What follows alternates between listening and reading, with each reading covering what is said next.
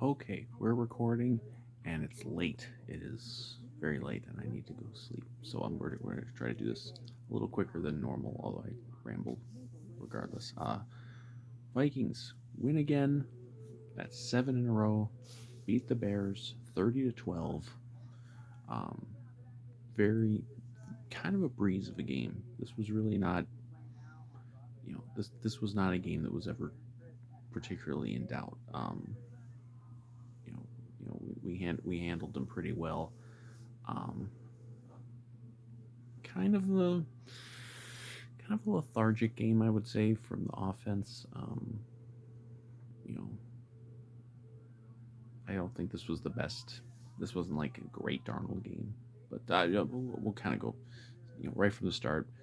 Um, um, First Bears drive, they go for a fourth down and one on like their own. I think it was on their own 39. We stuff them. We don't get any yards, but we get a field goal. Then the next Bears drive, Grenard comes through, blasts Caleb Williams. We get the strip sack. I should have been a fumble return touchdown. I don't know how we Cashman picked it up. I don't know how we ended up not getting a touchdown out of that. Um, but we do get a touchdown. Darnold to JJ. Um, and it's 10-0, and that was basically it. Like it was never, you know, it was never a one-score game again. Um, and it didn't matter that we kind of, you know, it was almost like sometimes like in baseball, you see a team clinch a playoff thing, and then they go out the next day, and they're just they were celebrating, and then they go out and they look hungover. We kind of looked hungover a little bit. Like it was just like I said, a very lethargic game for the offense. I didn't think they were, um, you know, they were too sharp. Darnold. It wasn't a bad game from Darnold. It was fine. Like he did have an interception, um, um, but it was kind of like not a big deal interception because it was on a drive where he hit JJ and wide open JJ, and he dropped it. He dropped a pass. It was like inside the 10, might have been a touchdown, and he dropped it. Like that'll be the only one. That'll be the only one for the season. You know, Jefferson does not do that. He won't do it again. Um, it almost was like KOC didn't want that to just. It's like he wanted to keep going and go for the fourth down. We want that touchdown because we don't want JD to feel bad or something. So because we were very much in field goal range, and you know so went for fourth down. It was kind of an ugly play, and at that point you got to just throw the ball up because you're turning it over on downs anyway. And he got picked off, and then who picked it off? Remember Tyreek Stevenson, the guy who made a made an infamous name for himself a while back during that Hail Mary in the Washington game where he was like the play was ongoing and he's taunting the fans, the Washington fans, and then he's like, "Oh God, I got to get back over here and defend the play." And he was the one who tipped the Hail Mary. It was the play that sent the whole Bears season tumbling into oblivion because now the Bears have lost what 8 in a row, you know, and they were eliminated yesterday when ironically when Washington won, um, and so he gets this interception which really didn't mean anything and actually it hurt them because it gave him worse field position. And what did he do in his celebration? He mocked the skull chant. You never mock the skull chant.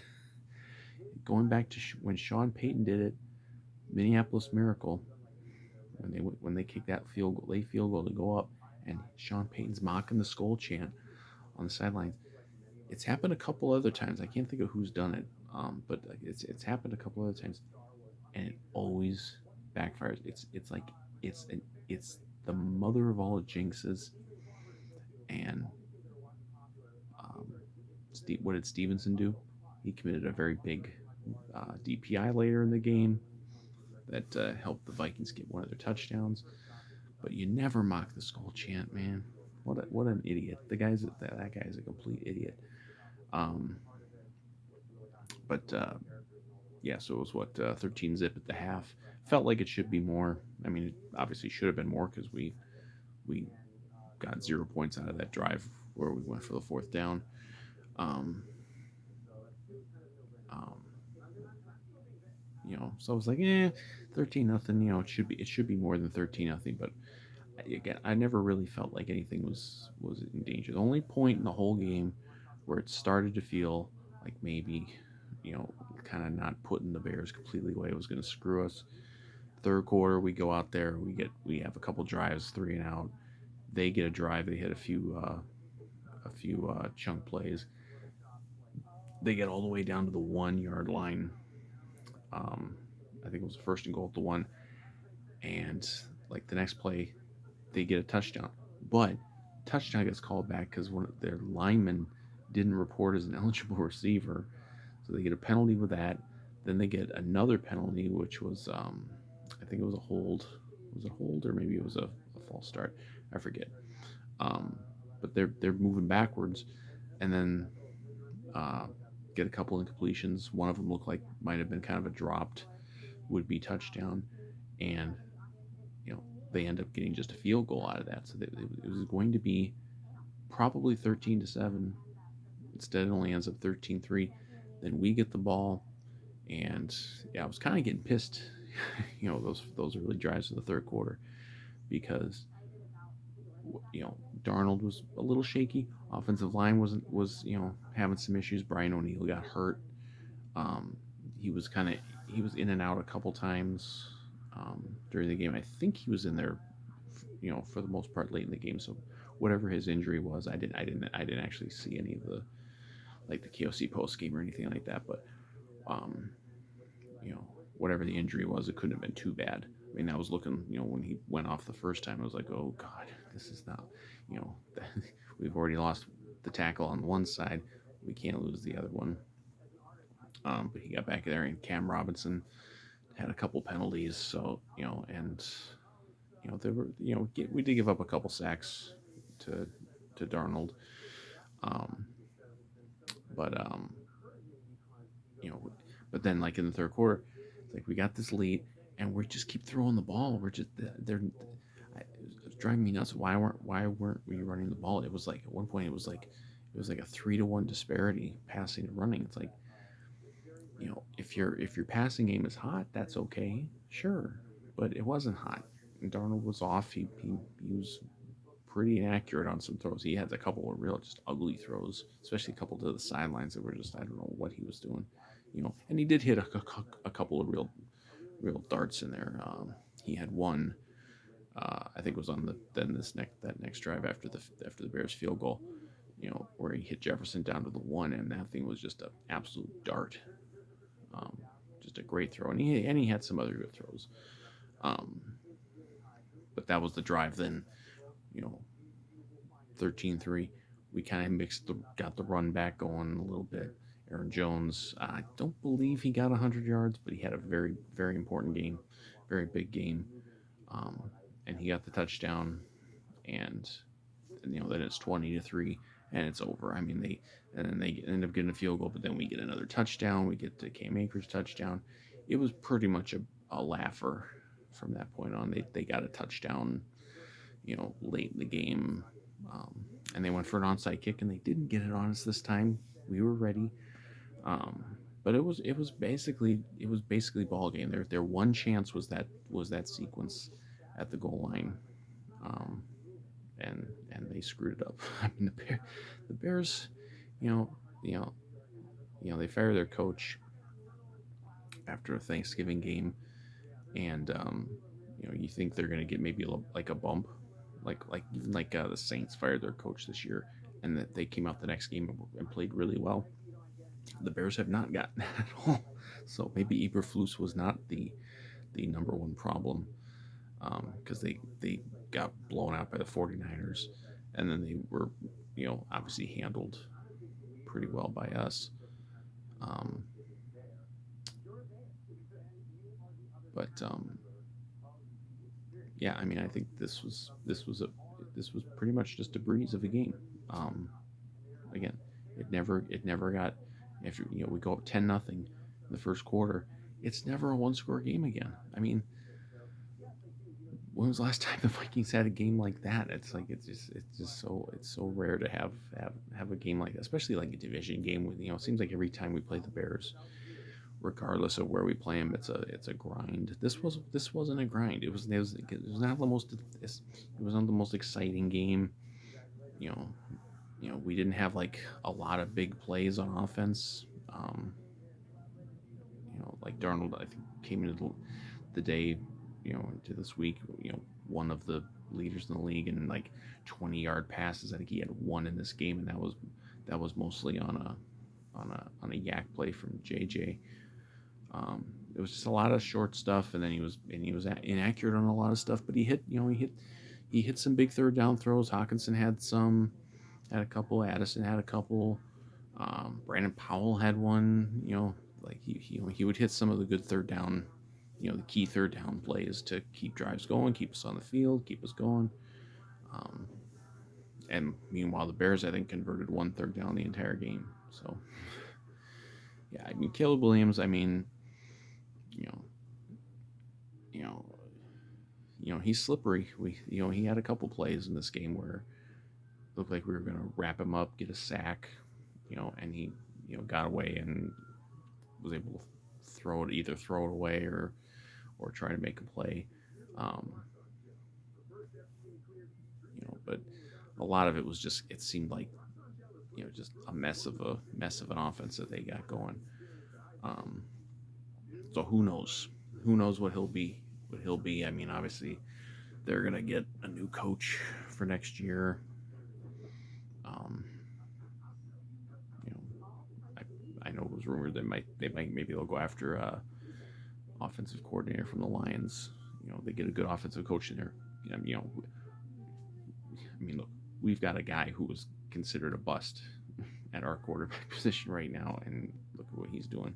So it'd be stupid for any Vikings fan to look at Caleb Williams, you know, with his rookie year and laugh at the Bears and be like, ha ha ha, you've drafted another bad quarterback. Because I don't know yet.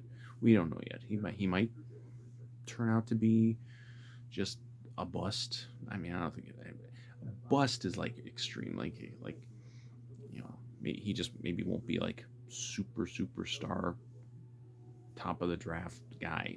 We'll see. Um, but you know, you know, we were bringing the pressure, um, and he was inaccurate on a lot of throws, and he ran, scrambled around a lot, but they didn't do much on offense. I mean, they got some plays here and there. That was what was it? Keenan Allen made just a ridiculous toe tap catch on the sideline. Ironically, with Chris Carter in the building, that was a very Chris Carter-esque catch that he made. Um, they ran a little bit on us. I think they did get over 100 yards. So that's another game where we gave up triple digits on the ground. So we're that's been a bit of a problem lately. But I think we gave up less than 300 yards offense or pretty close to it. So I mean, no real complaints. I mean, we gave up 12 points and we didn't give up a meaningful touchdown. I don't care who you're playing if you don't give up a touchdown that matters. That's a very good performance. Um, you know, and again, the offense was, again, I felt it was kind of a sleepy performance, but they still put up 30 points, and it would have been more than that if Jefferson makes that catch. So, you know, really no complaints. So it wasn't the most exciting game, but it was very workmanlike. You know, very professional performance because they weren't at their absolute best, but they won by 18 points against a team that year after year gives them problems. So, I don't have any real issue with it. Um, what else would I forget? Special teams had kind of a rough game though. Ryan Wright got a punt blocked. It was late though, so it didn't really matter. Um, I think that might have been the drive where they got their touchdown. The Bears did. And then we ran into their punter at one point, gave him a first down. It was almost a punt block on our end. It's like you leap at the guy. I think it was Sherfield. You leap at the guy, to try to block the punt. You miss the ball. You hit the punter, where you're going to get a flag for that. So, um, but I mean that didn't lead to anything. That was first half, and they didn't score. So, um, and Darnold had to, it was, I mean, I not expecting him to go 5 touchdowns every week. This was just an okay game. This wasn't like top of the line Darnold game. But it wasn't a bad one either. I mean, I think he did fine. Um, and obviously the running game was strong. You know, JJ had the one drop, but he had some good catches. Addison got, everyone got in the mix. Offensive line had their issues, but had some issues, but overall nice, solid performance. You know, and you did what you had to do, and now you are 12-2. We have reached 12-2, best record through 14 games since 1998 when we were 13-1. And we're tied for first. Yes, I know we still don't have the tiebreaker on Detroit because they beat us, but we have the same record as them. We control our own destiny. If we win out, which I know is unlikely. It's a lot to ask, but if we win out, we are the number one seed in the NFC, man. All I was thinking, at the bank tonight was like, I want to be here in January. I I need this. I need to be here in January. I can't even imagine how crazy that place will be. Imagine if we get the 1 seed. We don't even have to play the first weekend. And it's possible because I really think, you look at a game like this, it's like, we weren't at our absolute best, but we won by 18 points against a division rival that gives us trouble. I think, and now we get to go play at Seattle, and who knows who their quarterback's going to be, and their defense looked like absolute garbage last night. So, I'm more worried about the Packer game right now than I am about the Detroit game in Week 18. I really am, because I think Detroit, with all their injuries that they're dealing with, they lost one of their running backs. I think we would be very motivated to go in there and beat them, considering they beat us here without Hawkinson. We were one completion on that last drive before we punted the ball back to Detroit from beating them, like that close. If we'd won that game, we would already be we'd already be about ready to have the 1 seed locked up. So I like, nothing changes. I still think this is a team that I'm a believer now. I think they can. I think they can do this. It wouldn't be easy, but I think they can do it. I think they can go a long way, especially if they can get some home games in the postseason. I can't even imagine. God, I can't even dream. Imagine hosting an NFC Championship game. We've only done it once in since the last time we were in a Super Bowl, before I was even alive. We've only hosted one NFC Championship game, and even that was, 20, what would it be now, 26 years ago? Everybody's hosted one since then, just about.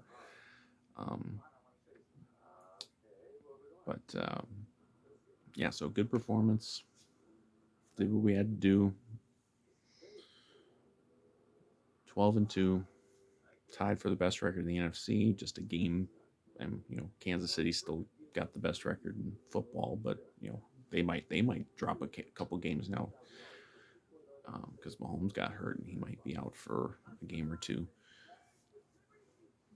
I mean, why not the Vikings? Like, why not, man? I mean, look at the teams out there. Buffalo's never done it. Detroit's never done it. We've never done it.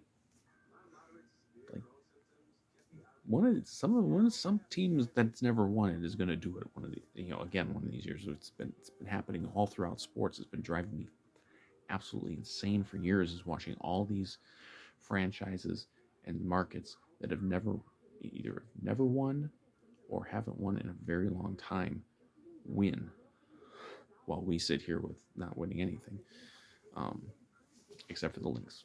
I acknowledge the Lynx. Fee was at the game. They had Nafisa Collier at the game. Joe Mauer blew the Galler horn. Chris Carter and Jake Reed were there. We had so many people there. And yes, Vanilla Ice did the halftime show, which was humorous.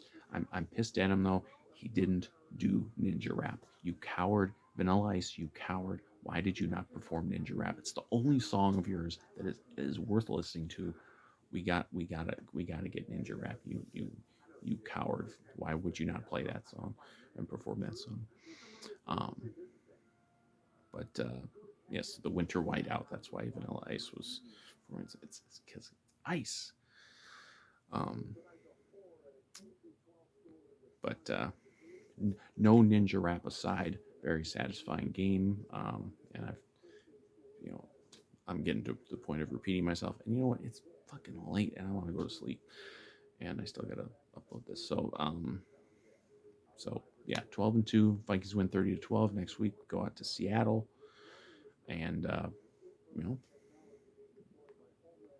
I think regardless of who the quarterback is in that game, we certainly have a shot to go win there. And now Detroit, I think next week they're at the Bears, so they get to enjoy the silliness that is the Chicago Bears. And of course, we also have to keep track of Philadelphia. Now, I don't know who Philadelphia plays next week. I think it might be Washington. They might have to play Washington next week, and I think that might be on the road. So that's it's a possibility.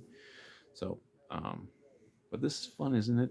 We get to not just enjoy the wins, but we get to keep track of what these other teams doing, and this is who thought that we would ever be where we are? What is it? December? Well, it's after midnight, so I guess it's December 17th now. And we're tied for the best record in the NFC. No one saw this coming. We are the biggest surprise in the National Football League this year, and I love it. And I want this to continue into February. Give me some January home playoff games, and give me a fucking Super Bowl, because I need it.